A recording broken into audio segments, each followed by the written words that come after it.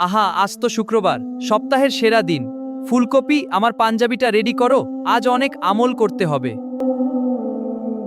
প্রথম আমল, নখ কাটা। জুম্মার দিনে পরিচ্ছন্ন হওয়া সুন্নাত। চলো নখগুলো কেটে ফ্রেশ হয়ে নেই। এখন সুন্দর এবং পরিষ্কার লাগছে। এরপর সুন্দর করে গোসল করা আর মেসওয়াক করা। জুম্মার দিনের গোসলে অনেক সওয়াব। এই নিন আতর, পাঞ্জাবিতে একটু খুশবু মেখে নেন। মসজিদে যাওয়ার আগে সুগন্ধি মাখা সুন্নাত।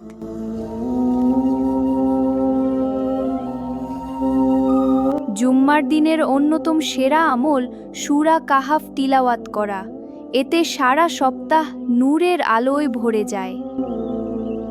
আর ভুলবেন না, আজ কিন্তু নবীজির ওপর বেশি বেশি দুরূদ পড়ার দিন। আল্লাহুম্মা সাল্লি আলা মুহাম্মাদিও ওয়া আলা আলি মুহাম্মাদ। আর দেরি করা যাবে না, জুম্মার আজান আগে মসজিদে যাওয়া উচিত। এতে অনেক বেশি সওয়াব পাওয়া যায়। হ্যাঁ, তাড়াতাড়ি চলো। আসরের পর দোয়া কবুলের এক জাদুকরী সময় আছে। চলুন সবাই মিলে দোয়া করি।